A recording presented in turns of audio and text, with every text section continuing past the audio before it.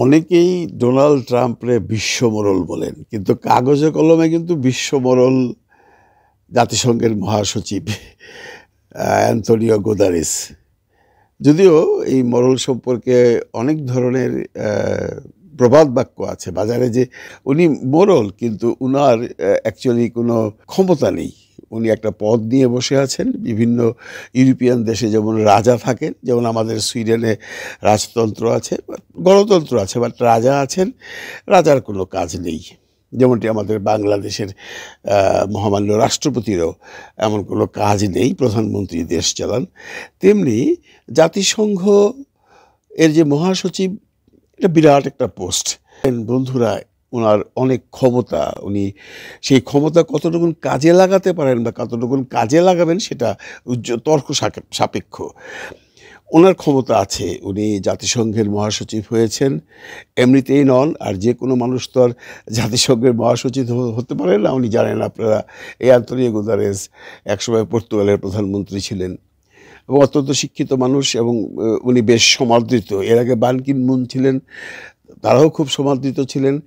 ওনাদের একটা সম্মান আছে, ওনাদের কথার একটা দাম আছে। যতই আমরা বলি না কেন যে নখদন্তহীন বাঘ বা সিংহ, কিন্তু তারপরেও সিংহ। উনি বিশ্ব মরল না হলেও বিশ্বে তার একটা প্রভাব আছে। সেই গুতেরেস এসেছেন আমাদের দেশে, আতিথেয়তা গ্রহণ করেছেন ডক্টর মোহাম্মদ ইউনূসের।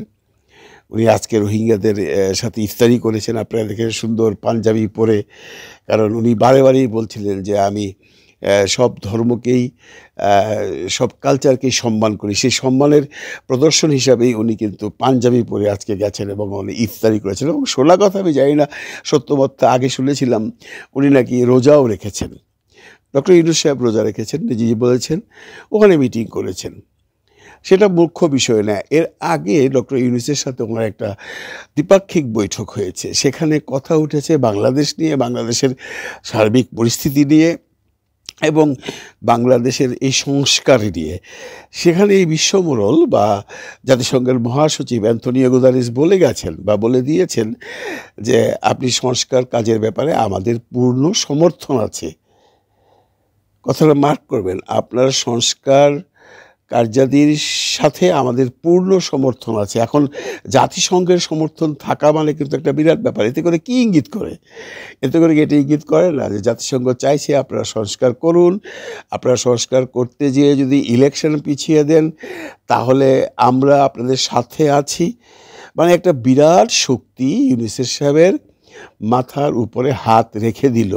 এটা আপনারা যেভাবেই নেন, যেই বলুন না কেন যে জাতিসংঘের মহাসচিব বললেই হবে কি না, উনি কে, ওনার তো কোনো ক্ষমতাই নাই, উনি তো নামমাত্র মহাসচিব। উনি কী কাজ করতে পারছে, কোন দেশের যুদ্ধ কমাইতে পারছে, কোথায় কী করতে পারছে, এগুলো বলতে পারে। তারপরেও উনি কিন্তু সিংহ। না থাকুক ওনার নখ, না থাকুক ওনার দন্ত, বাট উনি সিংহ।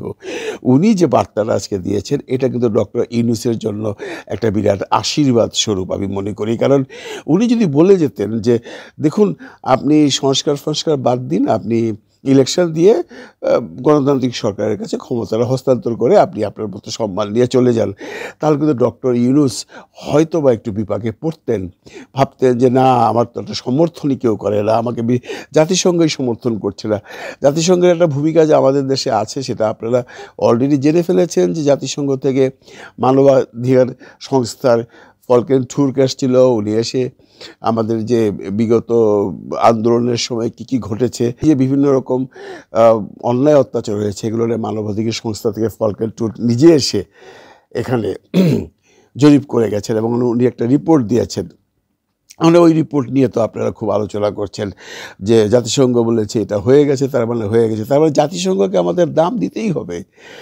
জাতিসংঘের একজন হাই কমিশনার, মানে উনি হলেন মানবাধিকার সংস্থার হাই কমিশনার, ওনার কথাকে যদি আমরা দাম দেই, তাহলে ওই সংস্থার সর্বোচ্চ পদে যিনি বসে আছেন, যিনি মহাসচিব অ্যান্তোনিও গুতেরেস, তার কথায় কেন আমরা দাম দেব না? অবশ্যই দিতে হবে। এই কথাটার ভিতরে অনেক কিছু লুকিয়ে আছে, অনেক কিছু বুঝতে হবে আপনাদের, অনেক কিছু ভাবতে হবে আপনাদের, যে দেশ কোন দিকে যাচ্ছে। ইউনূস সরকার কার আশীর্বাদে এখানে বসে আছে? ইউনূস সরকার কতদিন এখানে বসে থাকবে? যদিও অনেক জনগণ বলছেন, বিভিন্ন কমেন্টে গিয়ে দেখবেন একটা গ্রুপ বলছেন যে ইউনূস সরকার 5 বছর থাকুক, 10 বছর থাকুক, আমরা এমন রাষ্ট্রপ্রধান বা রাষ্ট্রনায়ক এর আগে পাইনি। আজকেও উনি যখন চিটাগংয়ে বক্তৃতা করছিলেন কক্সবাজারকে নিয়ে যে সে কী সুন্দর সুন্দর কিছু কথা বলেছে, এগুলো যে কোনো একজন সাধারণ মানুষের মনে গেঁথে যাবে বন্ধুরা। সেই লবণ নিয়ে, ট্যুরিজম নিয়ে, তারপরে বিভিন্ন ব্যাপার নিয়ে উনি তার আঞ্চলিক ভাষায় যে বক্তৃতাটা দিয়েছেন, সেটা বক্তৃতা মনে হয়নি, মনে হয়েছে যে এই সরকারের সাথে জনগণের একটা ইন্টারাকশন।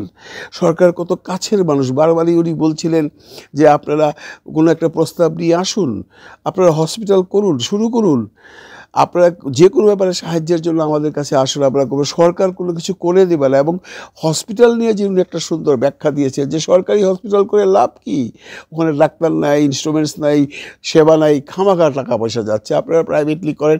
এই ধরনের কথাবার্তা অনেক কিছু বলেছেন, সেটা আলোচ্য বিষয় নয়। আলোচ্য বিষয় হলো জাতিসংঘের মহাসচিব যে বলেছেন যে আপনি যদি সংস্কার করতে চান আপনি করেন, জাতিসংঘ বা আমরা আপনার পাশে আছি। জাতিসংঘ পাশে থাকা মানে জাতিসংঘের যতগুলো দেশ আছে তার ম্যাক্সিমামই পাশে থাকা, তার মানে বিশ্ব এখন সাপোর্ট করছে ডক্টর মোহাম্মদ ইউনূসকে। এর কিন্তু একটা ইঙ্গিত দিয়ে যায়। আমরা যেভাবেই বলি উনি কোন ক্ষমতায় বসে আছেন, উনি কাকে দিয়ে বসিয়েছেন, কে তাকে বসিয়েছে, সেগুলো এখন আর আলোচনার বিষয়বস্তু নয়। এখন ব্যাপারটা ইন্টারন্যাশনাল চলে গেছে। এখন যেহেতু বিশ্বের বড় বড় নেতারাও তাকে সাপোর্ট করছে এবং জাতিসংঘও তাকে সাপোর্ট করছে, তখন আমাদের ধরে নিতেই হবে যে প্রফেসর ইউনূসের গদি আস্তে আস্তে শক্ত হচ্ছে। আরেকটা বড় কথা হলো উনি কবে নির্বাচন দেবেন, সেটা কি পূর্ণ সংস্কার করে দেবেন। উনি বলেছেন যদি পূর্ণ সংস্কার করতে যাই তাহলে 26 জুন জুলাইয়ের আগে আমাদের নির্বাচন দেওয়া সম্ভব নয়। এটা বলেছিলেন শফিক সাহেব, ওনার যে প্রেস সচিবের কথা মানে ওনারই কথা। আর যদি আপনারা অর্ধেক সংস্কার চান তাহলে ডিসেম্বরে নির্বাচন দেওয়া সম্ভব। এদিকে বিভিন্ন পার্টিরা বলছেন, বিভিন্ন দলরা বলছেন যে আপনি একটা রোড ম্যাপ দিন। আমার মনে হয় এখন রোড ম্যাপও চলে আসবে, যেহেতু এই যে মহাসচিব মহোদয় এসছেন, ওনার সাথে কথার পর প্রফেসর ইউনূসের প্ল্যানিংগুলো টোটালি চেঞ্জ হয়ে যাবে। সেটা আমরা হয়তো আগামী 2-3 দিনের মধ্যে দেখতে পাবো উনি কোন পথে চলছেন। উনি কি ডিসেম্বরে ইলেকশন দিবেন না জুন 26-এ দিবেন, সব কিছু ডিপেন্ড করবে সামগ্রিক পরিস্থিতির উপর। আমরা চিৎকার করলেও কোনো লাভ নেই, আমরা বললেও কোনো লাভ হবে না। উনি একটা এইম নিয়ে, একটা গোল নিয়ে উনি যাচ্ছেন এবং সেই গোলে যাওয়ার সময় সে যে বলটা নিয়ে যাচ্ছেন তার যে আশেপাশের খেলোয়াড়রা সবাই তাকে সাপোর্ট দিচ্ছে, এটা আপনাদের ভাবতে হবে। কারণ আমি বারবারই বলি জাতিসংঘের মহাসচিব ফেলনা কোনো মানুষ নয় এবং ফেলনা কোনো পোস্ট নয়। উনি যখন আজকে বলে গেছেন যে আমরা আপনাকে পূর্ণ সমর্থন দিচ্ছি, এর মানে বিশ্বই প্রফেসর ডক্টর মোহাম্মদ ইউনূসকে সমর্থন দিচ্ছেন। এই সমর্থনের জোরে উনি কি ওনার ক্ষমতা দখল করে বসে থাকবেন নাকি উনি সময় মতো ইলেকশন দিয়ে চলে যাবেন, সেটা সময় বলে দেবে। তবে একটা কথা ঠিক, উনি কিন্তু ওনার কথায় বারেই বোঝাতে চাইছেন যে আমি ক্ষমতা দখল করার জন্য বসে থাকিনি বা আরেকটা 111 এই দেশে হবে না, আমরা সে আশাই করছি। ভালো থাকবেন সবাই, ভালো রাখবেন সবাইকে। খোদা হাফেজ।